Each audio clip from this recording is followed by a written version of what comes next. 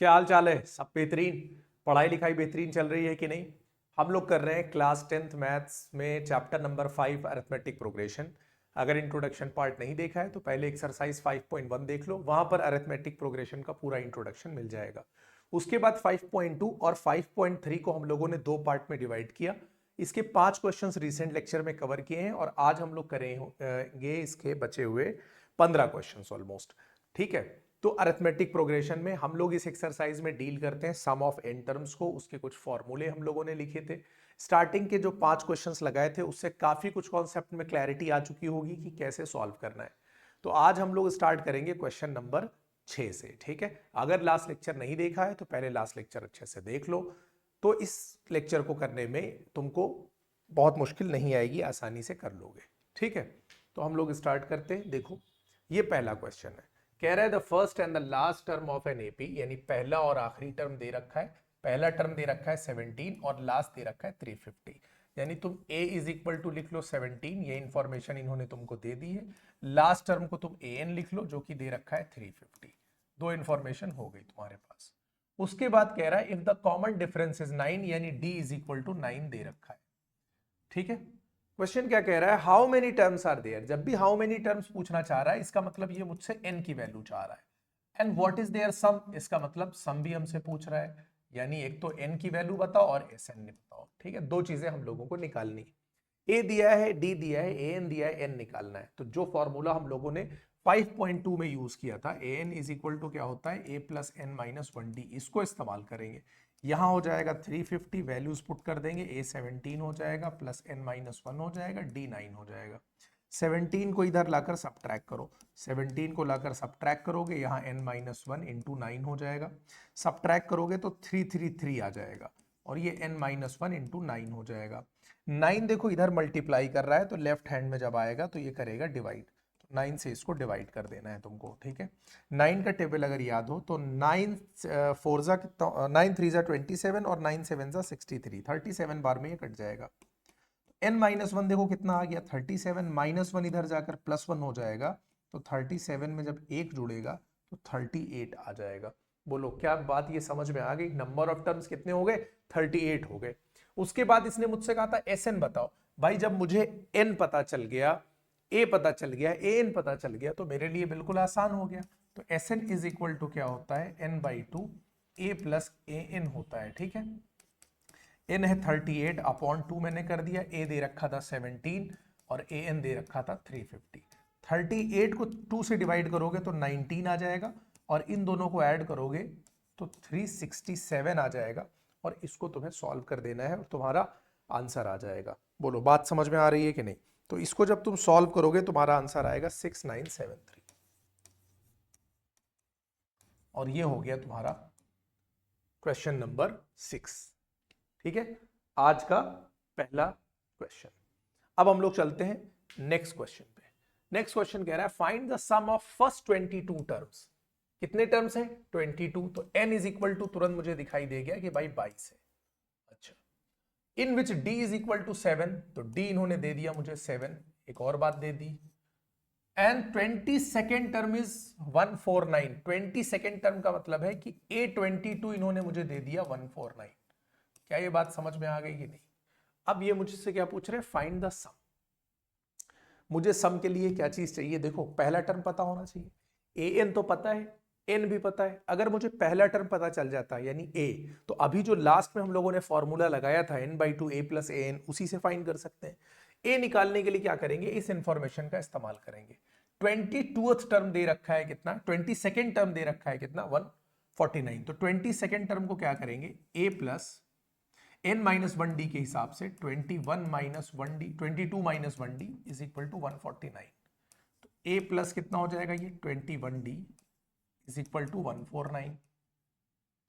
d की value 7 है, 21 into 7 is equal to 149। तो a प्लस ये हो जाएगा 147 इज इक्वल टू 149। मल्टीप्लाई कर दिया, 147 इधर ऐड हो रहा है तो ये जाएगा 149 में से सब्ट्रैक्ट हो जाएगा और 149 से 147 को निकालोगे तो 2 आ जाएगा। ये a की वैल्यू आ गई। अब इन्होंने मुझसे क्या पूछा था कि find the sum of first 22 terms, यानी मुझे Sn निकालना था। एस एन का फॉर्मूला क्या होता है, n by two a plus a n, यही तो होता है। तो भाई देखो एस एन निकालना था, एन कितना आ गया मेरा, 22 टर्म की बात कर रहा है, तो एन की वैल्यू हो गई 22/2। ए की वैल्यू कितनी दे रखी है, दे रही रखी थी, हम लोगों ने निकाली थी 2, और ए एन दे रखा था तुम्हारा 149। आप करोगे तो ये 11 आ जाएगा, और इन दोनों को ऐड करोगे तो 151 आ जाएगा। क्लियर है? अब इन दोनों को आपको क्या कर देना है, मल्टीप्लाई कर देना है। ठीक है, ये आंसर होना चाहिए। ये हो गया तुम्हारा इसका क्वेश्चन नंबर 7। ठीक है, अब इसके बाद हम लोग करते हैं इसका क्वेश्चन नंबर 8। 8 कह रहा है, चलो ये ठीक है, find the sum of first 51 terms of an AP. First 51 terms की बात कर रहा है, यानी n इज इक्वल टू 51 फिलहाल हम लोगों ने लिख लिया। Second and third terms are 12 and 18 respectively. Second term का मतलब समझ रहे हो, A2 दे रखा है इन्होंने 14 हमको, और थर्ड टर्म का मतलब क्या, A3 इन्होंने हमको दिया है 18। ये दो बातें दे रखी भाई। अगर इन दोनों बातों को ध्यान से देखो, 5.2 में इस तरह के बहुत से क्वेश्चंस थे, यहां से A और D निकल आएगा। A2 का मतलब कुछ और नहीं होता है, A plus d is equal to 14, यही तो मतलब हुआ। ये पहला इक्वेशन हो गया। और A3 का मतलब क्या होता है, A प्लस 2D होता है कि नहीं भाई, D का साथ ही एक कम करके आता है। नहीं समझ में आ रहा है तो A plus n minus 1D करना, A प्लस 3 माइनस 1D, यहीं पर पहुंच जाओगे। ये इक्वेशन नंबर 2 हो गया। ठीक है, अब किसी में से भी किसी को सब्ट्रैक्ट कर दो, मैं क्या करता हूं, दूसरे में से पहले को सब्ट्रैक्ट कर देता हूं। तो A plus 2D is equal to 18 और A plus d is equal to 14। Subtraction मारो, कैंसिल आउट हो गया, 2D में से D गया, D बचा, 18 में से 14 चला गया, 4 बचा, और D की वैल्यू मेरी कितनी आ गई, 4 आ गई। A पता चल गया, A D की वैल्यू पुट करूंगा तो A पता चल जाएगा। तो A प्लस डी कितना था, देखो 14, D कितना निकल कर आया 4 इज इक्वल टू 14। तो A इज इक्वल टू हो गया तुम्हारा 14 माइनस 4 यानी कितना 10। A पता चल गया, D पता चल गया, N पता चल गया, और क्या चाहिए भाई सम के लिए, तो सम ऑफ फर्स्ट सब 51 टर्म्स निकालना है। तो Sn is equal to n by 2 2A plus n minus 1D लगा देंगे हम लोग। 51 टर्म, 51 टर्म, तो n की वैल्यू हो गई 51, 2 इंटू A की वैल्यू अभी हम लोगों ने यहां से निकाली है कितनी, देखो 10, प्लस यहां पर 51 माइनस 1, और D की वैल्यू कितनी थी 4। सिर्फ वैल्यू पुटिंग कर देनी है और उसके बाद इसको सॉल्व कर देना है। यहां पर देखो 51/2 लिखा रहेगा, 2 इंटू 10 करोगे तो 20 आ जाएगा। ठीक, देखो 51 माइनस 1 करोगे तो आएगा 50, 50 को 4 से इंटू करोगे तो आएगा 200। बोलो समझ में आई बात कि नहीं। 51/2, 200 में 20 जोड़ोगे आएगा 220, 2 से 220 को कट करोगे तो बोलो कितना आ जाएगा 110, 110। समझ में आ रहा है कि नहीं। अब 11 से इसको इंटू कर दो, ठीक है, 55 और 1 56 और 1 0, 5610 इसका आंसर हो जाएगा। ये हो गया तुम्हारा क्वेश्चन नंबर 8। बोलो समझ में नहीं आया। ठीक है, आया कि नहीं आया, आ गया है तो स्क्रीनशॉट ले लो, आगे चलते हैं नेक्स्ट क्वेश्चन पर। नेक्स्ट है, if the sum of first 7 terms of an AP is 49, यानी S7 इन्होंने कितना दिया है 49 दिया है। एक बात दे दी, 17 टर्म का दे रखा है 289, यानी S17 दे रखा है इन्होंने हमको 289। Find the sum of first n terms, यानी Sn निकालना है। ये दो इंफॉर्मेशन इन्होंने हमको दी और हमसे कह रहे हैं Sn निकाल दो। इसका इस्तेमाल करते हैं। S7 का मतलब 7 टर्म का सम 49 है, S17 का मतलब फर्स्ट 17 टर्म्स का सम 289 है। फॉर्मूला लगा दो भाई यहां पर, Sn इज इक्वल टू क्या होता है n/2 2A plus n minus 1D। सम तो 49 है, कितने टर्म्स का सम, 7 टर्म का, तो n की जगह 7 रख देंगे। A हमको पता नहीं है, ठीक है, 7 माइनस 1, और D भी हमको पता नहीं है। ये हो जाएगा, देखो यहां से 7 को डायरेक्टली कट कर सकते हैं, ठीक है, कोई बात नहीं, अभी आगे कट कर लेंगे। 7/2 ये हो गया 2A, 7 में से 1 जाएगा तो ये हो जाएगा 6D। हमको ये पता है कि 2 अंदर जाकर कट करेगा, पता है कि नहीं, तो 2 इसको कट करेगा तो A बचेगा, और 6D को कट करेगा तो 3D बचेगा, क्योंकि जब भी 2 अंदर जाएगा तो इसको दोनों को डिवाइड करेगा। या तो आप कॉमन लेकर इसको सॉल्व कर सकते हो। क्लियर हो गई बात। अब यहां पर आ जाते हैं 49, 7 को 7 टाइम्स में इसको कट करेंगे तो 7 7 49 हो गया, और ये हो गया A प्लस 3D। ये इक्वेशन नंबर 1, ठीक है, ये इक्वेशन नंबर 1 हो गया।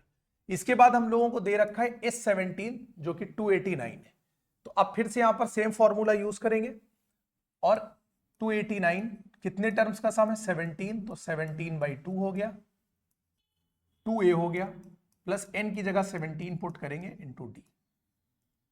फिर से सॉल्व करेंगे, ये हो जाएगा 17/2, 2a प्लस 17 में से एक सबट्रैक्ट करोगे तो 16 हो जाएगा, तो ये हो गया 16d। 2 से अंदर जाकर क्या करोगे, कट करोगे, तो 2 से कट होगा, a हो जाएगा और यहां कट होगा 8 हो जाएगा, a प्लस 8d, और ये हो गया 289।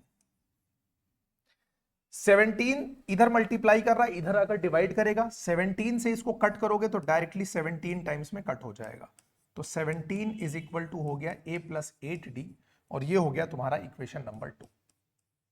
अब हमारे पास a और d के दो इक्वेशन बनकर तैयार है, मुझे दूसरे में से पहले को क्या कर देना है, सबट्रैक्ट कर देना है। तो इक्वेशन नंबर 2 से इक्वेशन नंबर 1 को सबट्रैक्ट कर दो। a plus 8d is equal to 17, a plus 3d is equal to 7। Subtraction में साइन चेंज हो जाता है, तो यहां पर ये साइन चेंज हो गया, कैंसिल आउट हो गया। 8 में से 3d चला गया तो कितना बचा, 5d। 17 में से 7 गया तो बचा 10। 5d की वैल्यू कितनी आ गई, 10 आ गई, तो d इज इक्वल टू हो जाएगा 10/5, और 10 को 5 से डिवाइड करोगे तो 2 आ जाएगा, d की वैल्यू निकल कर आ गई, d आ गया मेरा 2। अब इसके बाद हम क्या करेंगे, a हमें निकालना है। अब d निकालने के बाद हम लोगों को क्या करना है, a की वैल्यू फाइंड करनी है, तो d की वैल्यू लाकर पुट कर दो। a plus 3d is equal to कितना दे रखा था, 7 दे रखा था, तो यहां पर देखो a plus 3d is equal to कितना है, 7। मुझे d निकल कर आ गया कितना, 2, तो 3 2 हो गया इज इक्वल टू 7, तो a plus 6 is equal to 7, 6 जाकर सब्ट्रैक्ट हो जाएगा, तो a इज इक्वल टू 1 आ गया। अब हमको a भी पता चल गया है और d भी पता चल गया है। n टर्म्स की सम की बात कर रहा था, तो Sn का फॉर्मूला लगा दो, और ये हो गया n/2, 2a plus n minus 1d। अब n टर्म्स के सम की बात किया था, तो n की वैल्यू तो देगा नहीं, a की वैल्यू 1 दे रखी है, पुट कर दिया, n हम लोगों को पता नहीं है, और d की वैल्यू 2 आई थी, ये यहां पर पुट कर दिया, ये हो गया n/2। सॉल्व करेंगे तो 2 1 जा 2 हो जाएगा, 2 से इंटू करेंगे तो 2 इंटू n 2n हो जाएगा, और -2 हो जाएगा। यहां पर 2 और -2 कैंसिल आउट हो जाएगा, ये हो गया n/2, और इंटू में हो गया 2n, 2 और 2 कैंसिल आउट हो गया, n और n इंटू करके n स्क्वायर हो गया, और यही हमारा आंसर होगा क्वेश्चन नंबर 9 का। ठीक है, अब चलते हैं नेक्स्ट क्वेश्चन पर, इसको नोट कर लो, अच्छा क्वेश्चन है ये। ठीक है, नेक्स्ट आ जाते हैं क्वेश्चन नंबर 10 पे। शो कह रहा है ये a1 a2 an है, form AP an is defined as below. देखो सीधी सी बात ये, an के लिए इन्होंने डायरेक्टली एक फॉर्मूला बना के दे दिया है, जैसे an के लिए होता है ना a plus n minus 1d, arithmetic progression में बनाते हैं, इन्होंने डायरेक्टली एक फॉर्मूला तुम्हें बना के दे दिया है। n की जगह वैल्यू डालते जाओगे और तुम्हें जो टर्म्स हैं वो मिलते चले जाएंगे। यानी n की जगह जब मैं 1 डालूंगा तो मुझे पहला टर्म मिलेगा, n की जगह 2 डालूंगा तो दूसरा मिलेगा, 3 डालूंगा तो तीसरा मिलेगा, यही काम करना है। इन्होंने कहा है form an AP where an is defined as below, AP form करनी है। तो देखो इन्होंने दिया है कि an, ये फर्स्ट पार्ट है, an is equal to 3 + 4n इन्होंने दिया है।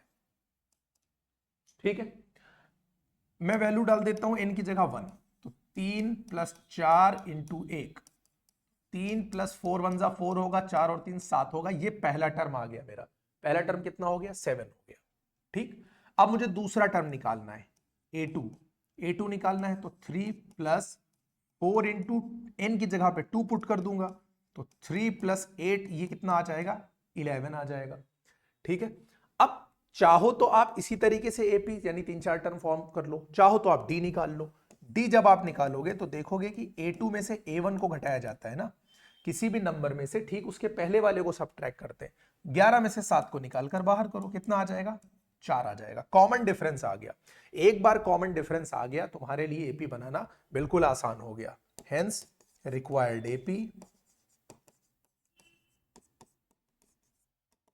रिक्वायर्ड एपी क्या हो जाएगी, फर्स्ट टर्म कितना हो गया 7, नेक्स्ट कितना हो गया 11, कॉमन डिफरेंस कितना आया 4, तो भाई जाहिर सी बात है 4 4 के गैप पे चलती चली जाएगी ये सीरीज। ठीक है, बस इस तरीके से एक एपी बन जाएगी। हालांकि अगर हम लोग इसके A1 A2 A3 A4 A5 इस तरह से कम 4 टर्म निकालते तो थोड़ा सा क्वेश्चन लेंदी हो जाता, इसलिए कॉमन डिफरेंस फाइंड कर लो और 3-4 टर्म लिख दो, एपी आ जाएगी। सेम काम यहां पर रिपीट कर दो दूसरे वाले के साथ। an is equal to 9 minus 5n। जब मैं n की जगह पे 1 पुट करूंगा तो मुझे पहला टर्म मिल जाएगा 5 1 जा 5, 9 माइनस 5 कितना होता है, देखो 4 होता है। A2 यानी 9 माइनस 5 इंटू 2 कर दो, 9 माइनस 10 हो जाएगा, कितना आ गया, -1 आ गया। A1 आ गया, A2 आ गया। मुझे D निकालना है। D कैसे निकालूंगा, A2 में से A1 को सब्ट्रैक्ट कर दूंगा। A2 कितना है, -1, सब्ट्रैक्ट करना है, माइनस लगाया, किसको सब्ट्रैक्ट करना है, 4 को, कितना आ गया, -5। कॉमन डिफरेंस -5 आने का मतलब यह है कि हर दूसरा टर्म पहले वाले से 5 कम होता चला जाएगा। हेंस रिक्वायर्ड एपी क्या हो जाएगी, रिक्वायर्ड एपी, पहला टर्म कितना हो गया 4, 5 कम करो कितना हो गया -1। अब हर टर्म में क्या करो, -5 ऐड करते चले जाओ, या ये कह लो, या कह लो कि 5 सब्ट्रैक्ट करते चले जाओ, बात एक ही है। फिर -5 करेंगे -6 हो जाएगा, फिर -11 हो जाएगा, फिर -16 हो जाएगा। इस तरीके से एक सीरीज बनती चली जाएगी। ये हो गया तुम्हारा क्वेश्चन नंबर 10। क्लियर है? चलो आगे चलते हैं।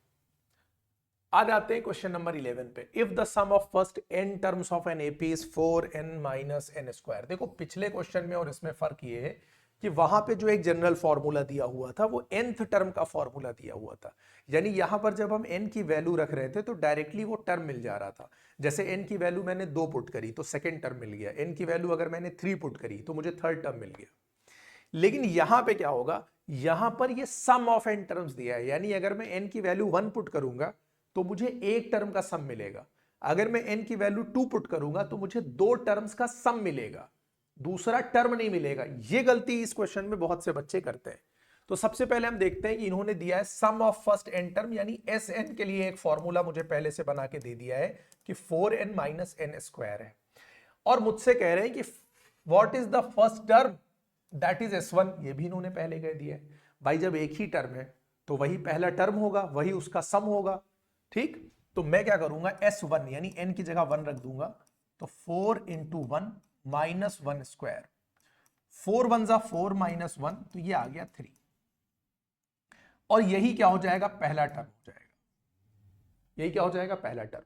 भाई अगर एक ही नंबर लिखा हुआ है 2, तो यही पहला टर्म है सीरीज का A, और यही सम है इस टर्म का 2। इसमें तो दो अलग अलग चीजें होंगी नहीं, ठीक है। इसके बाद अगर मैं S2 रखूंगा तो 4 इंटू 2 माइनस 2 स्क्वायर, 4 2 जा 8 माइनस 2 स्क्वायर 4, तो ये आ गया 4। ये आ गया तुम्हारा दो टर्म का सम।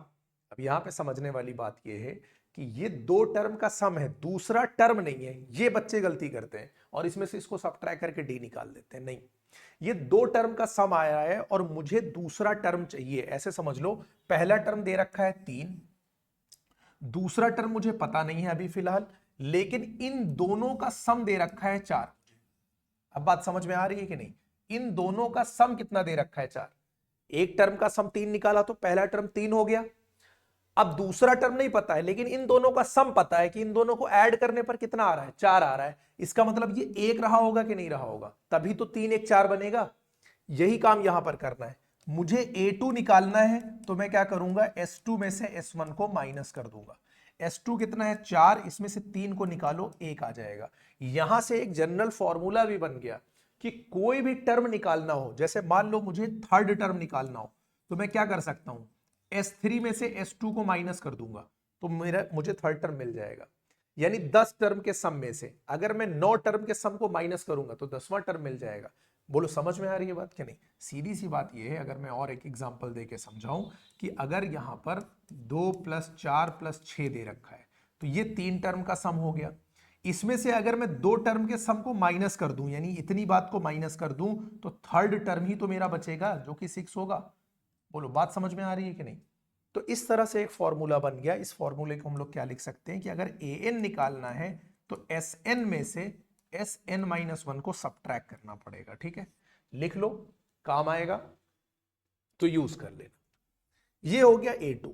मुझे पहला टर्म पता चल गया, मुझे दूसरा टर्म पता चल गया, अब मैं कॉमन डिफरेंस तो निकाल सकता हूं ना। कॉमन डिफरेंस कैसे निकलेगा? दूसरे टर्म में से पहले टर्म को मैं माइनस कर दूंगा, ठीक है। अब दूसरा टर्म आया है 1 और पहला टर्म आया है 3, 1 में से 3 निकालो, -2 आ जाएगा, ये कॉमन डिफरेंस आ गया, ठीक है। तो क्या क्या इन्होंने पूछा था? What is the first term, तो S1 आ गया। सम ऑफ फर्स्ट टू टर्म्स 4 आ गया। What is the second term, वो भी हम लोगों ने निकाल लिया। Similarly find the third, the tenth and the nth terms. तीसरा टर्म निकालना है, 10th निकालना है और nth निकालना है। भाई D निकाल लिया। जब मुझे A और D पता चल जाएगा ना, तो ये सब मेरे लिए आसान हो जाएंगे। A3 का मतलब देखो क्या होता है, A3 का मतलब कुछ और नहीं होता है, A + 2D होता है। A कितना निकाला था मैंने? 3 + 2 और D की वैल्यू कितनी आई है? -2। सॉल्व कर दो। 3 2 2 -4 हो जाएगा, यहां पर प्लस माइनस माइनस, और 3 में से 4 जाएगा, -1 आ जाएगा। ये हो गया तुम्हारा कौन सा टर्म? तीसरा टर्म। और मुझे कौन सा निकालना है? 10th term. तो भाई 10th के लिए क्या करूंगा? A + 9D करूंगा कि नहीं? अब A कितना दे रखा है? 3 + 9 और यहां पर -2 हो जाएगा, 3 - 18 हो जाएगा, ये हो गया -15। चलो ये भी हो गया। an निकालना है मुझे। क्या निकालना है? an। तो an क्या होता है? a + n - 1d ही तो होता है। चलो यहां भी वैल्यू पुट कर दो। a की वैल्यू कितनी है? 3। n की पता ही नहीं है तो n - 1, और d की वैल्यू कितनी? -2। कई बच्चों को ये कंफ्यूजन होता है कि सर nth टर्म पूछा है तो क्या करें, nth टर्म कैसे निकालें? भाई nth टर्म निकालना है तो कुछ नहीं करना है, n की जगह n रखा रहने दो, कोई वैल्यू नहीं डालनी है वहां पर, और जो वैल्यूज बाकी हो, जैसे a पता है, d पता है, वो वहां पे पुट कर दो, अपने आप आंसर आ जाएगा। अब ये हो जाएगा, देखो 3, -2 × n करोगे -2n आएगा, -2 × -1 करोगे तो +2 आएगा, 3 और 2 को जोड़ोगे 5 आएगा, -2n हो जाएगा, और ये सारे तुम्हारी, ये सब आंसर हो गया, ठीक है। तीसरा टर्म भी हो गया, 10वां टर्म भी हो गया, nth टर्म भी हो गया, S1 भी हो गया, S2 भी हो गया, जो जो इन्होंने पूछा था सब हम लोगों ने निकाल लिया। ये हो गए 11 क्वेश्चंस। चलो next question number 12। Find the sum of first 40 positive integers divisible by 6। 40 positive integers divisible by 6 और फर्स्ट, ठीक है। सबसे पहला आप मुझे बताओ पॉजिटिव इंटीजर जो कि 6 से डिविजिबल है, कौन सा होता है? बोलो सबसे पहला। भाई 6 से डिविजिबल होने वाला पॉजिटिव इंटीजर जो पहला होगा वो तो 6 होगा। और 6 के बाद कौन सा आएगा? 12 आएगा। 12 के बाद कौन सा आएगा? 18 आएगा। ये पता है कि नहीं पता है? तो सिंपली क्या करना है, द पॉजिटिव इंटीजर्स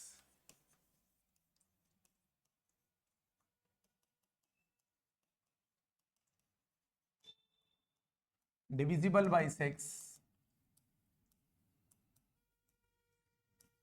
आर, देखो पहला 6 के टेबल में, चलो पहला 6 हो गया, दूसरा 12 हो गया, तीसरा 18 हो गया, और उसके बाद 24 हो गया, और इस तरीके से तो चलेगा। a इज इक्वल टू देखो कितना हो गया? 6। d इज इक्वल टू, भाई 6 का मल्टीपल चल रहा है तो 6 के गैप पे ही तो चलेगा। और 40 पॉजिटिव इंटीजर का बताना है तो n भी मुझे पता चल गया, 40 हो जाएगा। इसी फॉर्मूले में पुट कर दो, Sn is equal to n/2 2a + n - 1d।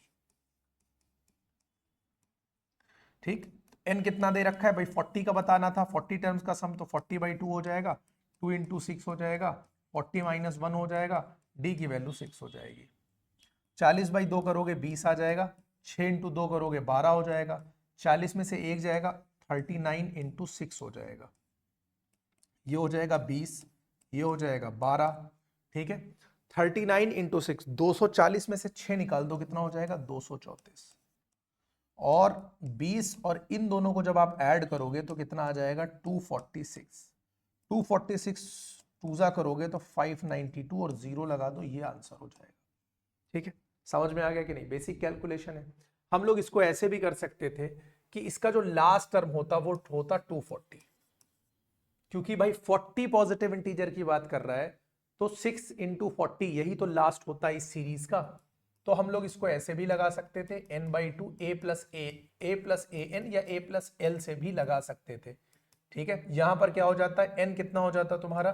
40/2, a दे रखा है 6 और प्लस d रखा है 40, हाँ ठीक है, ये हो जाता 20 और ये हो जाता 246, ये हो जाता 5920, ठीक है। तो चाहे ऐसे चले जाओ चाहे ऐसे चले जाओ, ठीक। लास्ट टर्म निकाल लो, वो ज्यादा आसान पड़ता है। मैंने दोनों तरह से तुम्हें बता दिया है। क्लियर है, समझ में आ गया है कि नहीं? चलो आगे चलते हैं। Find the sum of first 15 multiples of 8। उसी का तो कॉपी पेस्ट है। देखो first 15 multiples of 8 are, first 15 multiples of 8 are, पहला कौन सा है? देखो पहला तो हो जाएगा तुम्हारा 8 खुद, दूसरा 16, तीसरा 24, इसी तरीके से तो चलेगा। और फाइनली कितना हो जाएगा? लास्ट में 120 हो जाएगा। फाइनली कितना हो जाएगा? 120 हो जाएगा। ये सीरीज बनेगी। ठीक, 15 8 120। तो a इज इक्वल टू देखो कितना आ गया? 8 आ गया। और 8 का मल्टीपल चल रहा है तो d बराबर 8 आ गया। ठीक है, हालांकि इसमें कॉमन डिफरेंस का काम नहीं पड़ेगा। n बराबर कितना है? देखो 15 है, क्योंकि 15 टर्म्स की बात कर रहा है। लास्ट क्वेश्चन में मैंने n नहीं लिखा था, यहां पर अच्छा लिखा तो था। ठीक है, n 15 है। और an यानी लास्ट टर्म कह लो, या सीधा सीधा यहां लिखो लास्ट टर्म। इस सीरीज का जो लास्ट टर्म है वो 120 है। भाई 15 मल्टीपल की बात करोगे तो 15 8 120 हो जाएगा। सम निकालना है तो भाई Sn is equal to n/2 a plus l लगाओ तुम यहां पर। 15 टर्म की बात कर रहा है तो 15/2 हो जाएगा। a तुम्हारा कितना हो जाएगा? 8, और लास्ट वाला हो जाएगा 120। ये हो जाएगा 15/2, इन दोनों को ऐड करोगे आ जाएगा 128, 128। ये हो जाएगा 15/2, सॉरी 15/2 नहीं, 15 इंटू 2 से इसको कट करोगे 64 टाइम्स में जाएगा। 2 6 12, 2 4। इन दोनों को जब आप इंटू करोगे तो 960 आएगा भाई। 15 4 और 15 6। ठीक, समझ में आ गई बात कि नहीं? ये हो गया तुम्हारा क्वेश्चन नंबर 30। नोट कर लो, आगे चलते हैं। Question number 14, find the sum of odd numbers between 0 and 5। Odd किसको बोलते हैं? जो नंबर्स 2 से नहीं कट होते हैं उन्हीं को तो ऑड बोला जाता है। 0 और 50 के बीच में। तो देखो सबसे पहला जो क्या कहते हैं, पहले एक काम करो, रिक्वायर्ड सीरीज कौन सी सीरीज होगी इसमें? सबसे पहले तो आएगा 1, 1 के बाद दूसरा ऑड आएगा 3, 3 के बाद दूसरा कौन सा आएगा? 5, और एंड में 50 से ठीक पहले कौन आएगा? 49। यही तो सीरीज बनेगी तुम्हारी। इनका मुझे सम बताना है। 0 से 50 के बीच में 25 ऑड नंबर होंगे। कितने होंगे? 25। भाई अगर आप 50 तक जाओगे तो पहला 1 हो जाएगा, 0 तो होता नहीं। 1 से 50 में देखो तो आधे इवन होते हैं, आधे ऑड होते हैं। तो 50 तक की अगर बात करो, अगर 1 से 50 तक की बात करो तो 25 इवन होंगे, 25 ऑड होंगे। तो 25 तुम्हारा क्या हो गया? ये ऑड नंबर हो गया 0 और 50 के बीच में। अगर इवन की बात करता तो हम 50 को काउंट नहीं करते। ठीक है, जब बिटवीन की बात करेगा तो 0 और 50 के अंदर चलेंगे, इन दोनों को काउंट नहीं करेंगे। ठीक है, तो ऑड लेना है तो हमको फर्क भी नहीं पड़ रहा है, ये दोनों वैसे भी काउंट नहीं होंगे क्योंकि ऑड तो है नहीं। अब इस सीरीज में मुझे क्या क्या पता लग रहा है? मुझे पता चल रहा है कि भाई जो पहला टर्म है वो 1 है। मुझे पता चल रहा है कि जो डी है वो 2 है, क्योंकि भाई 2 के गैप पे सीरीज चल रही है। ऑड नंबर में 2 का गैप होता है। और लास्ट टर्म जो ए एन है वो कितना है? 49 है। और एन जो है वो 25। अगर तुमको एन नहीं पता चलता है, इन केस किसी को नहीं पता चल रहा है कि भाई एन कितने होंगे, नहीं दिखाई दे रहा है, तो इसका फॉर्मूला इस्तेमाल कर लेना है ना। A N is equal to होता है ए प्लस एन माइनस 1 डी। अगर नहीं दिख रहा है तो कोई बहुत वीक है, नहीं समझ में आ रहा है कि सर क्या करें, तो इस तरह से निकाल लेना। डी 2 हो जाएगा, एक इधर आकर सब्ट्रैक्ट हो जाएगा, एन माइनस 1 2 हो जाएगा। ठीक है, ये हो जाएगा 48, और ये n माइनस 1, ये 2 हो जाएगा। 2 से इधर कट करोगे देखो, 2 2 1 और ये 2 24, ये हो जाएगा 24 n माइनस 1 इधर आकर ऐड हो जाएगा। तो n बराबर 25 आएगा कि नहीं आएगा? हालांकि ये बात करने की जरूरत नहीं पड़नी चाहिए, तुमको सीधे सीधे लिखोगे कि there are 25 numbers, 25 odd numbers between 0 and 50। तो n इज इक्वल टू 25 लिख दोगे। ठीक, अब एसएन निकालना है, बस बात खत्म। n/2 ए प्लस एल लगाओ। n कितना है? 25/2। a कितना दे रखा है तुम्हारा? देखो 1। l कितना है? 49। ये हो गया 25/2, और ये हो गया 50। 2 से काटो, 25 बार में जाएगा। 25 को 25 से मल्टीप्लाई कर दो, 25 को 25 से मल्टीप्लाई करोगे 625 आ जाएगा, ये आंसर। ठीक है, क्लियर है? यहां से एक और बात जान लो कि जो फर्स्ट n टर्म्स होते हैं odd, first n odd terms का जो सम होता है वो एन स्क्वायर होता है। अभी हम लोगों ने पीछे एक क्वेश्चन में प्रूव किया था ना एन स्क्वायर, वो ऑड टर्म्स की सीरीज होगी। ये हो गए हमारे 14 क्वेश्चंस, इसको नोट कर लो। ये नेसेसरी नहीं है, मैं फिर बता रहा हूं, आप लिख दोगे कि there are 25 numbers between 0 and 50, but अगर नहीं समझ में आ रहा तो ये करके एन निकालना। अब आ जाओ क्वेश्चन नंबर 15।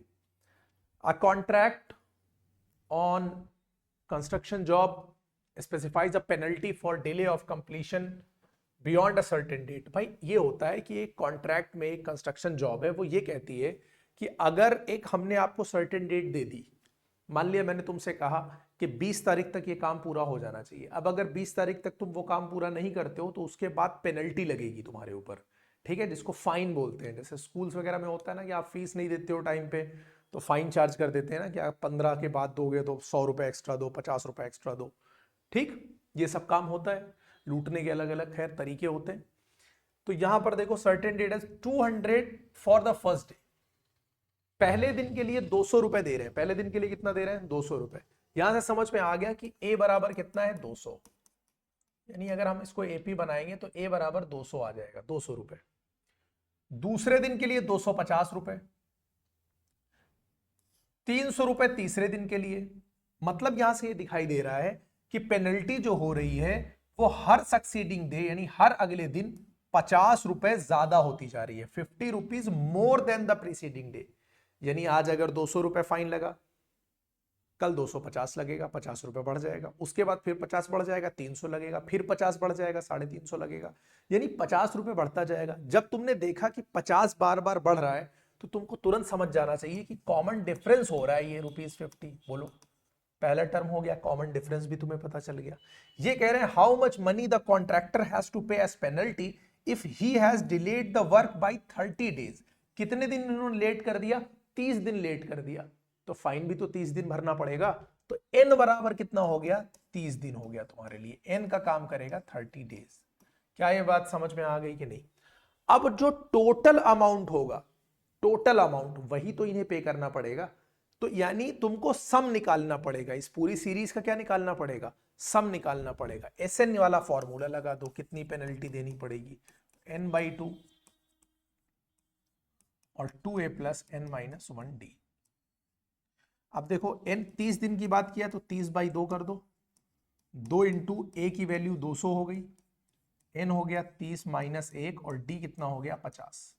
सॉल्व करो जरा, ये हो जाएगा 15। यहां देखो 2 इंटू 200 400 हो जाएगा, और यहां पर 30 में से 1 जाएगा तो कितना आ जाएगा? 29। ठीक है, और 29 को फिर देखो मैंने लिख दिया 29 मतलब 29, और यहां पे कर दूंगा मैं 50। ये हो जाएगा 15, ये हो जाएगा 400। ठीक है, और इसको जब तुम करोगे तो आ जाएगा 1450, 1450। और जब इन दोनों को तुम ऐड करोगे तो ये आ जाएगा 1850। ठीक है, अब इन दोनों को तुम्हें कर देना पड़ेगा मल्टीप्लाई। ठीक है, मल्टीप्लाई करोगे तो कितना हो जाएगा? 15 5 जा कितना होता है? 75। कैरी कितना आया? 7। 15 × 120 और 7 कितना होता है? 127। कितना हो गया तुम्हारे पास? 12। 15 × 1 15 और 12 27। ये हो गया, कुछ ज्यादा ही पेनल्टी आ रही है। ठीक है, 30 दिन के लिए पेनल्टी कितनी हो गई? 27,750। ठीक तो है, अच्छी बात है।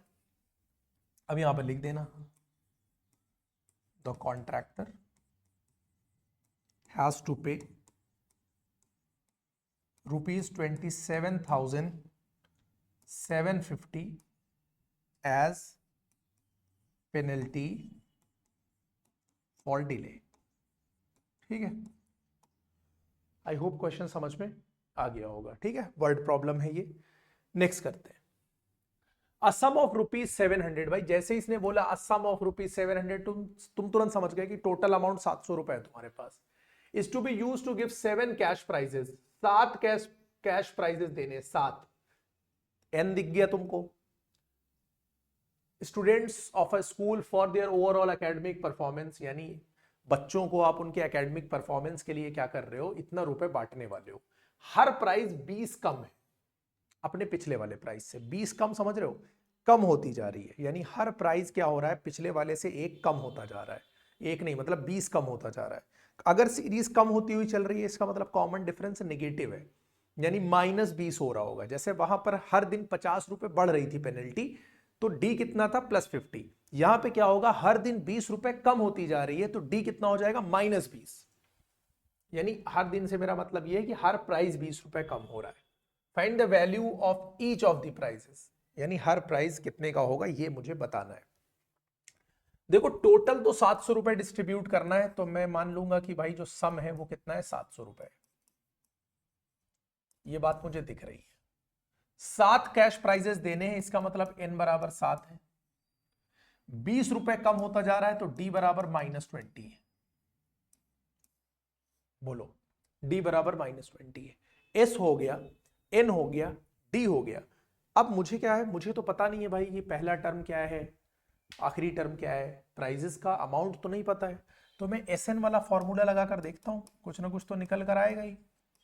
2a + n - 1d।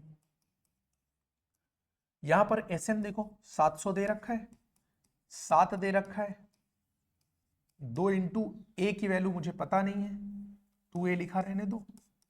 7 प्राइजेस देने हैं, तो n की जगह तो 7 रहेगा और d की जगह -20 हो जाएगा।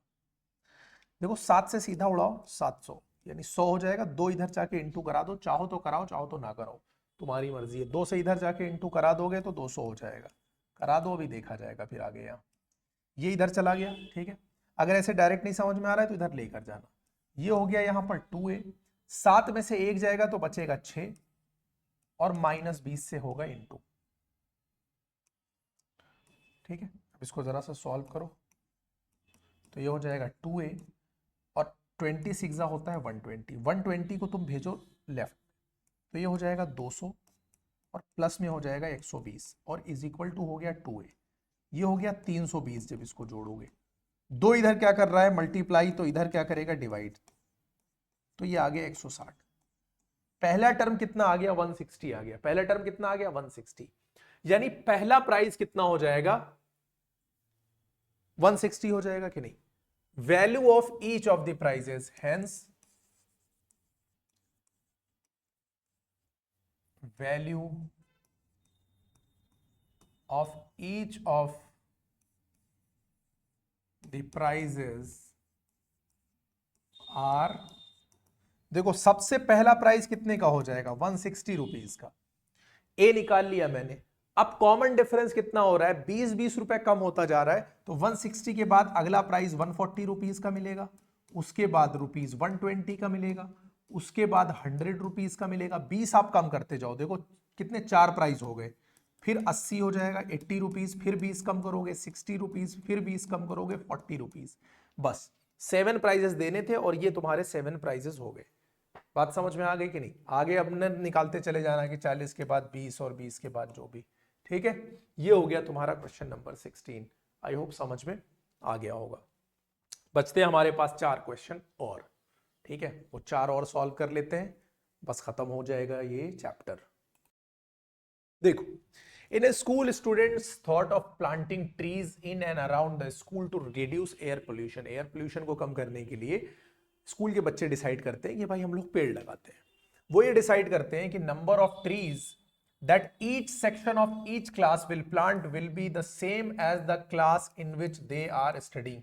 ध्यान से पढ़ना, क्वेश्चन बड़ा होता है, तुम लोग पढ़ते ही नहीं हो, क्योंकि तुमको लगता है कि क्वेश्चन लेंदी है, समझ में नहीं आएगा। जब पढ़ोगे नहीं तो क्वेश्चन नहीं समझ में आएगा। बहुत आसान क्वेश्चन होते हैं वर्ड प्रॉब्लम के, लेकिन अगर आप उसको ध्यान से पढ़ोगे, आप लोग क्या करते हो, क्वेश्चन में लैंग्वेज लेंदी होती है, आपको लगता है बहुत डिफिकल्ट है, ऐसा नहीं है।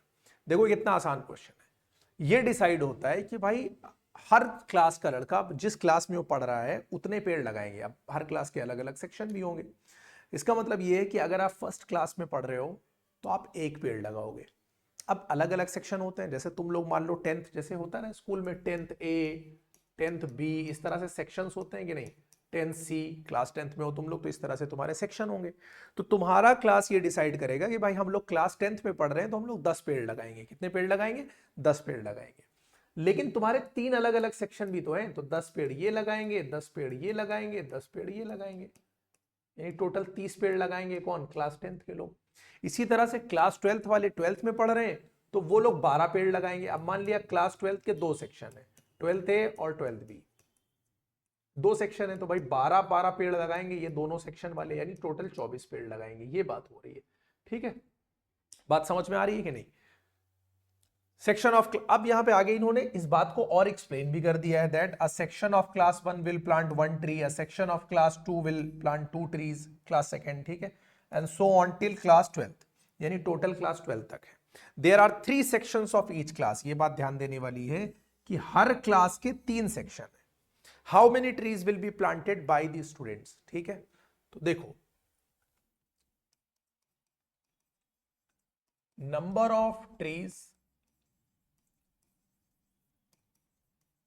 Planted by each class are, देखो क्लास फर्स्ट के लड़के कितने पेड़ लगाएंगे, 1, ठीक, क्लास सेकंड के 2, क्लास थर्ड के 3 पेड़, क्लास फोर्थ के 4 पेड़, इस तरीके से फाइनली क्लास 12th के लोग 12 पेड़ लगाएंगे, ठीक है। इस तरीके से एक बनेगी तुम्हारे लिए सीरीज। इसको क्या करो, 1 मिनट, इसको प्लस में लेके चलो, 1, फिर इसके बाद दूसरा वाला 2, फिर 3, फिर 4, और कितना हो गया फाइनली 12। अब यहां पर इस सीरीज में देखो a बराबर कितना दे रखा है, 1। अभी हम लोग सिर्फ एक सेक्शन की बात कर रहे हैं, 3 सेक्शन है, फाइनल आंसर को 3 से इंटू कर देना, बस बात खत्म हो जाएगी। अभी एक सेक्शन की बात करें तो a बराबर 1 है, और 1 1 का गैप है, तो देखो d बराबर 1 है, n बराबर कितना है, देखो 12 है, n बराबर कितना है 12 है। इसके अलावा तुमको लास्ट टर्म भी दे रखा है, an कितना है 12 है। अब आपके पास चॉइस है, हम लोग कौन सा फॉर्मूला लगाएंगे, जो ज्यादा आसान पड़ता है। ज्यादा आसान कौन सा पड़ता है, Sn is equal to n/2 a plus l लगाएंगे हम। तो n/2 12/2, यानी यहां पे d का इस्तेमाल नहीं करेंगे, 12/2 पहली क्लास वाले 12 लगाएंगे, और ये लोग कितना लगाएंगे, लास्ट क्लास वाले 12 पेड़ लगाएंगे। 2 6 हो जाएगा, 12 1 13 हो जाएगा, और टोटल हो गया 78। यानी एक, अगर सिर्फ एक सेक्शन की बात करी जाए तो कितने पेड़ लगाएंगे, फर्स्ट से लेकर 12 तक के बच्चे 78 ट्रीज लगाएंगे, ठीक है, ये एक सेक्शन का हो गया, ठीक है। So number of trees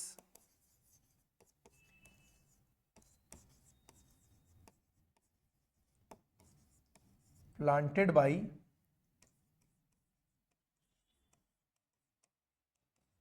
student of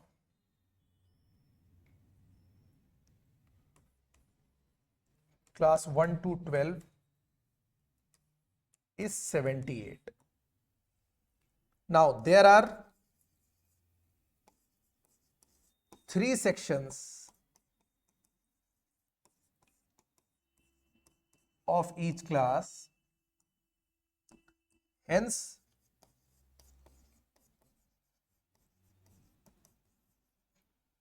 total number of trees planted is equal to 78 में 3 से क्या कर देना, तो मल्टीप्लाई कर देना, कितना आ जाएगा, ये 234 आ जाएगा, ये आंसर होगा। क्लियर हो गई बात कि नहीं। Number of trees planted bye students of class 1 to 12, हम लोगों ने जब यहां पे निकाला था तो सिर्फ एक क्लास के हिसाब से निकाला था, सेक्शन को कंसीडर नहीं किया था। आप इसको ऐसे भी कर सकते हो कि ये सीरीज इस तरह से बन जाएगी, अगर सेक्शन को यही कंसीडर कर लोगे कि पहली क्लास के 3 सेक्शन है, तो हर सेक्शन 1 1 1 लगाएगा, तो 3 पेड़ लगाए जाएंगे। क्लास 2 यानी क्लास सेकंड के बच्चे 2 2 पेड़ लगाएंगे, 3 सेक्शन है, तो 2 3 6 हो जाएगा। इसी तरीके से क्लास थर्ड के बच्चे 3 सेक्शन है, एक बच्चा 3 पेड़ लगाएगा, तो 9 हो जाएगा। इस तरीके से सीरीज बनेगी। क्लास 12th के 3 सेक्शन है, ठीक है, और एक बच्चा कितना पेड़ लगा रहा है, एक बच्चा नहीं, एक क्लास कितना लगा रहा है 12, तो एक सेक्शन लगा रहा है 12 पेड़, तो 3 सेक्शन मिलके कितने लगाएंगे, 36 पेड़। इस तरीके से भी सीरीज बन सकती है, तो आप दोनों में से किसी भी तरीके से जा सकते हो, ठीक। ये हो गया तुम्हारा क्वेश्चन नंबर 17। चलो आगे चलते हैं। A spiral is made up of successive semicircles with centers alternatively at A and B, starting with centers A of radii 0.5। देखो इसको जरा अच्छे से बात को समझो कि क्या कह रहा है। ये कह रहा है कि एक स्पाइरल इस तरीके से बना हुआ फिगर दिखाई दे रहा है, स्पाइरल बन रहा है, सक्सेसिव सेमी सर्कल है, यानी इसका इसका जो रेडियस है, इस वाले सेमी सर्कल की रेडियस है वो 0.5 सेंटीमीटर है। उसके बाद जब नीचे वाला देखो सेमी सर्कल है, ये बड़ा हो गया, इसकी रेडियस कितनी है 1 सेंटीमीटर है। उसके बाद ऊपर वाला सेमी सर्कल देखो और ज्यादा बड़ा हो गया, यानी L1 हो गया, ये L2 हो गया, ये L3 हो गया, तो ये 1.5 सेंटीमीटर हो गई। इस तरीके से बन गया as shown in the figure. What is the total length of such spiral, यानी टोटल लेंथ कितनी बनेगी, what is the total length of such spiral made up of 13 consecutive semi circle. जैसे यहां 13 दिखाई दिया, मुझे तुरंत समझ में आया कि n इज इक्वल टू 13 है। क्या ये बात समझ में आई कि नहीं, क्योंकि 13 की बात की है। ठीक है, अच्छा एक काम करो, सीधे लिखो लेंथ, क्या पूछा इन्होंने, what is the total length. चलो total length of the spiral क्या हो जाएगी, देखो पहले की लेंथ है L1, फिर है L2, फिर है L3, और टोटल कितने हैं देखो 13 है, तो प्लस L13 तक हम जाएंगे। L1 L2 L3, देखो ये वाली लेंथ L1, ये L2, ये L3, ऐसे हमको कहां तक जाना है, टोटल 13 तक जाना है। चलो अगर तुमको पता हो कि सरकमफ्रेंस जो होता है सर्कल का वो होता है 2 पाई आर। सरकमफ्रेंस देखो कितना होता है, सरकमफ्रेंस समझते हो, लेंथ किसी भी वायर की लेंथ निकालनी हो तो सरकमफ्रेंस निकालते हैं। सरकमफ्रेंस ऑफ अ सर्कल होता है 2 पाई आर, ये पूरे सर्कल का होता है। तो अगर हम सेमी सर्कल की बात करेंगे, सरकमफ्रेंस ऑफ सेमी सर्कल, तो कितना हो जाएगा, पाई आर हो जाएगा कि नहीं। सरकमफ्रेंस मतलब ये वाली एल वाली डिफरेंस, ये डिस्टेंस कितनी हो जाएगी भाई, ये अगर पूरा सर्कल होता तो 2 पाई आर होता, पूरा सर्कल होता तो इसकी लेंथ क्या होती 2 पाई आर, लेकिन पूरा सर्कल तो है नहीं, सर्कल तो हाफ है, तो कितना हो जाएगा पाई आर हो जाएगा। रेडियस सबकी देखो अलग अलग है, इसकी 0.5 है, इसकी 1 है, इसकी चलो देखते हैं। तो इसको हम लोग लिख देंगे पाई R1 plus pi R2 plus pi R3 और अप टू पाई R13। क्या ये बात समझ में आई कि नहीं भाई, एक की लेंथ हमने निकाली इसकी, तो ये हो गई पाई R1। क्यों, R1 क्या है तुम्हारी रेडियस है, 2 पाई आर कंप्लीट सर्कल होता है सरकमफ्रेंस पूरे सर्कल का, तो यहां पर आधे सर्कल की बात कर रहे हैं तो पाई हो जाएगा। पाई पाई पाई सब जगह दिखाई दे रहा है, तो यहां पर R1 बचा, R2 बचा, R3 बचा, इन सबको सम करना है कहां तक, R13 तक करना है। अब समझो, सबसे पहले R1 कितना हो जाएगा 0.5, ठीक है, प्लस R2 कितना हो जाएगा 1.0, प्लस R3 कितनी है 1.5, ये क्वेश्चन में दे रखा है, और अप टू फाइनली R13 तक हमको जाना है। पाई की वैल्यू 22/7 दे रखी है, मुझे सिर्फ ये वाला जो सीरीज बन रही है ना, इसका सम फाइंड करना है। अब यहां पर ध्यान से देखो, a बराबर 0.5 हुआ कि नहीं हुआ, a बराबर कितना हो गया 0.5, d बराबर कितना हो गया 0.5 का गैप चल रहा है, तो 0.5 ही तो हुआ। देखो 0.5 से 0.5 बढ़ा, फिर 0.5 बढ़ा, तो 0.5 का गैप चल रहा है। 13 है टोटल, तो n बराबर कितना हो जाएगा 13 होगा कि नहीं होगा। क्या ये बात समझ में आ रही है, फॉर्मूला लगा दो जरा Sn का। तो Sn का फॉर्मूला कितना हो जाएगा तुम्हारा, यहां पर अगर हम लगाओ, यहां पर लगा दोगे, एक काम करो डायरेक्ट यहीं पे लगा दो, ये हो जाएगा पाई। इसमें जब हम लोग फॉर्मूला अप्लाई करेंगे, तो देखो इसको मैं सीधे लिखता हूं, ये हो जाएगा n/2, या सीधे वैल्यू डाल दो, n यानी 13 अपॉन 2, 2a का मतलब क्या 0.5, प्लस n यानी 13 माइनस 1, और d कितना है 0.5। अब इसको सॉल्व करना है, पाई की वैल्यू 22/7 होती है, यहीं पर पुट कर दो, अंदर इसको सॉल्व करो, ये हो गया 13/2, 2 इंटू 0.5, 0.5 का मतलब होता है आधा, आधे में का दुगना करोगे तो 1 आ जाएगा, या 2 5 10, पॉइंट 1 डिजिट पहले, ऐसे भी समझ सकते हो। 13 में से 1 जाएगा, बचेगा 12, 12 को 0.5 से इंटू करना है। देखो किसी भी चीज को 0.5 से इंटू करने का मतलब होता है आधा कर देना। 13 में से 1 जाएगा 12, 12 को 0.5 से इंटू करने का मतलब है आधा कर दो, तो 6 आ जाएगा। ठीक है, ये हो गया, तो ये हो जाएगा 22/7, ये हो गया 13/2, और 6 और 1 कितना हो गया 7, 6 और 1 कितना हो गया 7, ये हो गया। ठीक, अब ये सब आपस में मल्टीप्लाई कर रहे हैं ना, तो भाई ये ब्रैकेट हटाओ, जब सब इंटू ही कर रहे हैं तो बहुत अच्छी बात है, यहां पर लगाओ इंटू, सब आपस में इंटू हो गए, 7 और 7 यहां से कट गया, 2 से हमारा 11 बार में कट गया, 11 बराबर आ गया, सॉरी 11 बराबर नहीं, 11 इंटू 3 कितना हो जाएगा 33, यानी 33 सेंटीमीटर। यही तुम्हारा आंसर हो जाएगा, ये हो गया 33 सेंटीमीटर, ये आंसर। नोट करो, अच्छा क्वेश्चन है। ये हो गया तुम्हारा क्वेश्चन नंबर 18। ठीक है, अब हम लोग के पास बचा एक और क्वेश्चन। एक मिनट एक मिनट एक मिनट, यहाँ पे मिस्टेक है, करेक्ट करो। देखो ये 13 था, इसको मैंने गलती से यहाँ पे 3 लिख दिया है। एक मिनट, यहाँ पर इसको मैं फिर से कर देता हूँ। देखो ये कितना था 22/7, सब इंटू हो रहा है 13/2 इंटू 7। अब सॉल्व करो जरा, 7 7 कटेगा, 2 से जाएगा 11 बार में, 11 को 13 से इंटू करोगे तो 143 सेंटीमीटर आएगा। ठीक है, ये आंसर होगा।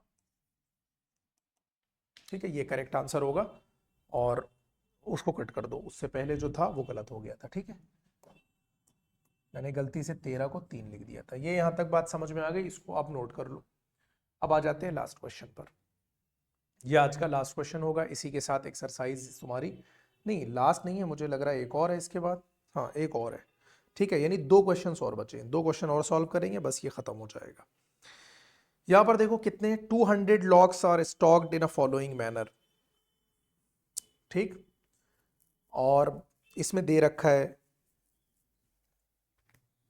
ये टोटल 200 लॉग्स हैं, stacked in the following manner, 20 logs in the bottom row. सबसे नीचे कितने हैं 20, उसके ऊपर 19, उसके ऊपर 18, यानी पहले 20 है, फिर 19 है, फिर 18 है, इस तरीके से इन्होंने रखे हैं। In how many rows, how many rows से तुरंत समझ जाया करो कि एन की बात करेगा। Are the 200 logs placed and how many logs are in the top row. अब क्या क्या देखो मुझे निकालना है। सबसे पहले जो लॉग्स स्टॉक किए गए हैं वो देखो एक एपी में है। ठीक है, सबसे पहली वाली रो में कितने हैं, number of logs in rows are, देखो 20, 19, इसके बाद 18, एक एक कम होता जा रहा है, इस तरीके से है। मुझे साफ साफ यहां से दिखाई दे रहा है एपी है कि नहीं है भाई, एक एक का गैप हो रहा है, एक एक कम होता जा रहा है। ठीक है, टोटल नंबर ऑफ लॉग्स कितना हो गया, पहले टोटल नंबर ऑफ रोज निकालना है तुम्हें, टोटल नंबर ऑफ लॉग्स लिख लो। टोटल लॉग है कितने 200 है, टोटल कितने 200 है। ठीक है, अब इसमें देखो a बराबर कितना हो गया 20,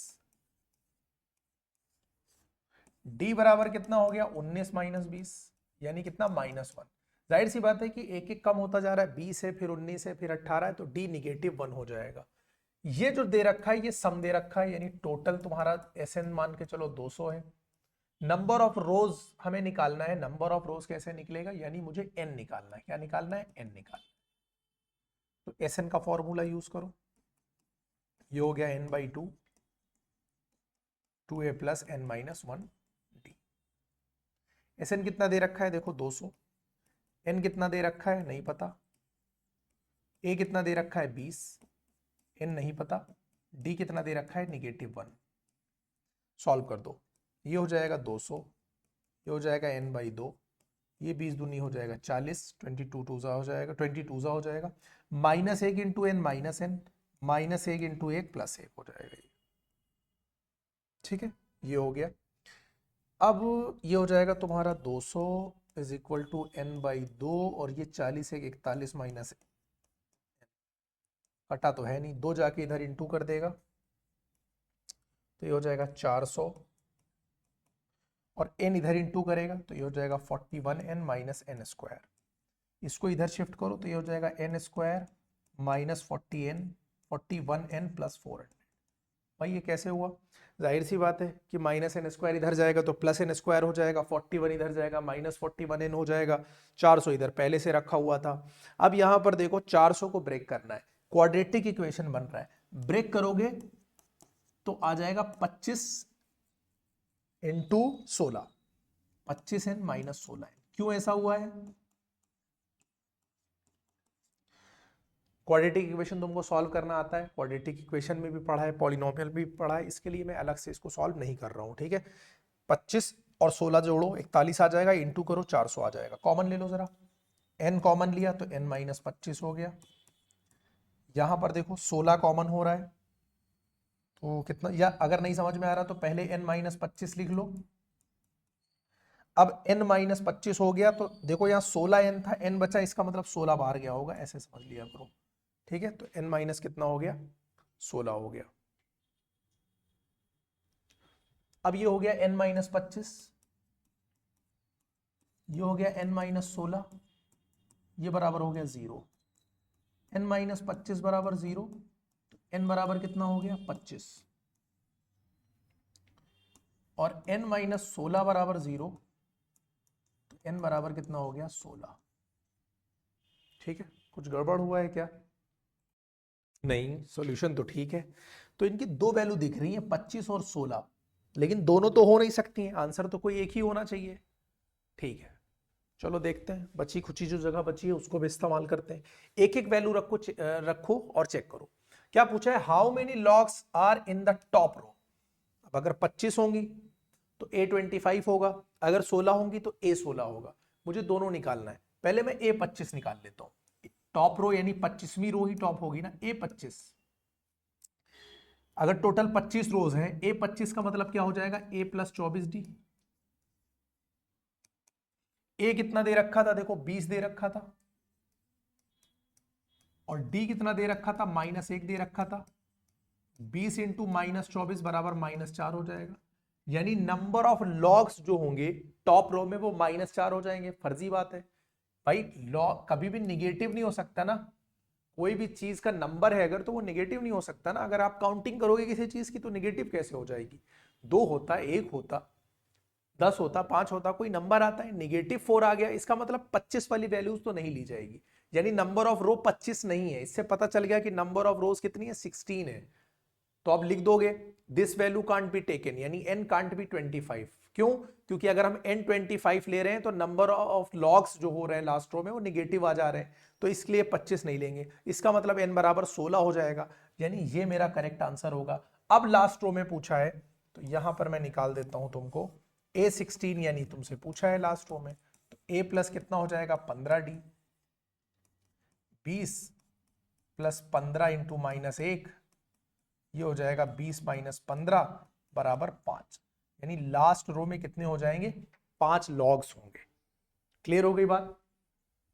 चलो इसको नोट करो, अब लोग आ जाते हैं लास्ट क्वेश्चन। ठीक है, ये बात समझ में आ गई थी नहीं लास्ट क्वेश्चन में? भाई दो आंसर आ गए थे ना, एन की दो वैल्यूज आ गई थी, 25 भी और 16 भी, और दोनों पॉजिटिव आ गई थी। अब नंबर ऑफ रोज दो तो नहीं हो सकती है, टोटल 200 को हम लोगों ने अरेंज किया था, तो भाई या तो नंबर ऑफ रोज या तो 25 रो होंगी या तो 16 होंगी। तो जब दो आंसर आए तो आगे जाके एक आंसर फेल हो गया। क्यों? क्योंकि जब नंबर ऑफ लॉग्स हमने निकाले लास्ट रो में तो नेगेटिव आ गया, इसलिए वो कैंसिल आउट कर दिया। लास्ट क्वेश्चन पर आ जाते हैं। In a potato race a bucket is placed at a starting point which is 5 metre from the first potato. देखो यहां पर पहला आलू रखा हुआ है, पोटैटो रेस, ठीक है, ये रखा हुआ है। अब क्या हो रहा है, कंपटीटर यहां से आता है आलू उठा के, फिर यहां भागता है। जाहिर सी बात है कि इधर आएगा 5, वापस जाएगा 5, बकेट में आलू डाल देगा, कितना हो गया 10, यानी ये डिस्टेंस कितनी हो गई 10 हो गई। अच्छा। अगला आलू 3 मीटर की दूरी पर है, फिर अगला 3 मीटर की दूरी पर, ऐसे समझना है। अब तुम एक बार यहां आए, यहां से आलू उठाया, यहां वापस चले गए, फिर वापस जब तुम जाओगे तो इस बार इस आलू को उठाओगे यहां, और फिर यहां से वापस जाओगे। तो इस बार तुम यहां से यहां तक 8 चलोगे, फिर वापस कितना जाओगे, 8 जाओगे, तो 8 8 कितना चले जाओगे, 16 जाओगे। ठीक है, इसी तरीके से जब अगला ये वाला आलू यानी ये पोटैटो उठाने जाओगे तो आप यहां तक आओगे, फिर यहां से वापस आओगे वापस डालने के लिए। तो इस बार 5 3 8 3 11, 11 चलोगे, 11 वापस आओगे, यानी 22 हो जाएगा। क्लियर होती जा रही है बात कि नहीं? दिख गया होगा कि यहां पर एक अरिथमेटिक प्रोग्रेशन बन रही है। तो क्या करें, देखो सॉल्व करते हैं। एपी दिख रहा है तुमको, the distance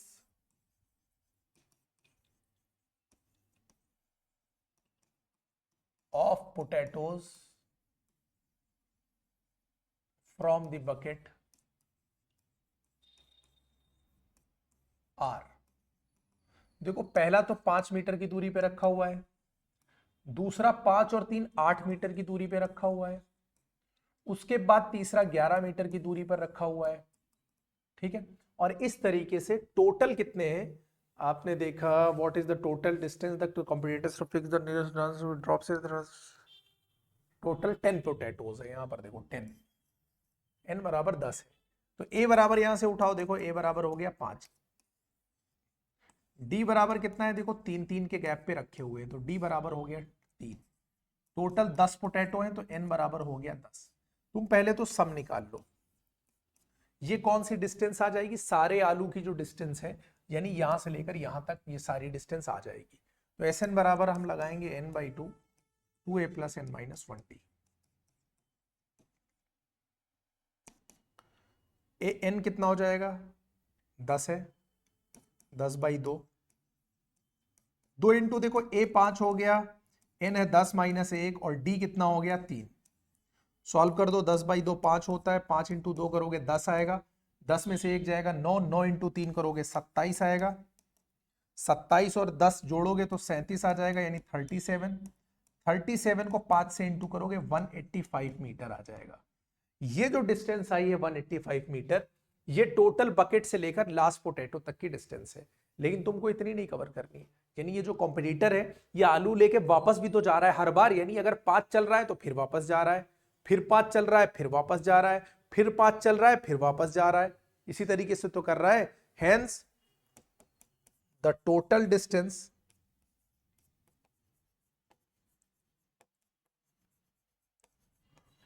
covered by the competitor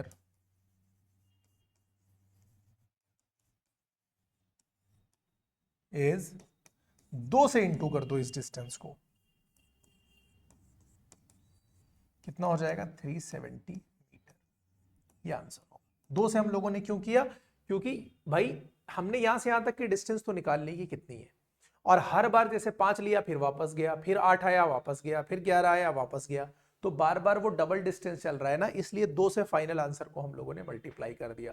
आप ऐसे भी कर सकते थे कि ये जो सीरीज है ये सीधे आप कॉम्पिटिटर के डिस्टेंस के हिसाब से बना लेते, that distance covered by the competitor are, पहली कितनी हो जाती 10, दूसरी कितनी हो जाती 8 का दुगना 16, फिर कितनी हो जाती 22, इस तरीके से एक सीरीज बन जाती, और फिर उसके बाद आप फाइंड कर लेते। दोनों में से किसी भी तरीके से जा सकते हो, चाहे फाइनल आंसर निकालकर 2 से इंटू करो या सीरीज ही वैसी बना लो, यानी distance covered by the competitor भी, और उसके बाद सीरीज बना लो। भाई 5 आया 5 गया 10 हो गया, फिर 8 आया 8 गया 16 हो गया, फिर 11 आया 11 गया 22 हो गया, तो सीधे सीधे एक सीरीज बन के तैयार हो जाएगी, तो तुम्हें लास्ट में 2 से इंटू नहीं करना पड़ेगा। दोनों में से कोई भी तरीका इस्तेमाल कर सकते थे। इसी के साथ अरिथमेटिक प्रोग्रेशन का एनसीईआरटी सॉल्यूशन आज कंप्लीट हो गया है। अब हम लोग करेंगे इसको, अच्छे से करने के बाद हम लोग चलेंगे चैप्टर 6 कोऑर्डिनेट ज्योमेट्री की तरफ। ठीक है, तो तब तक अच्छे से पढ़ाई करते रहो, मिलते हैं हम लोग अब नेक्स्ट लेक्चर में।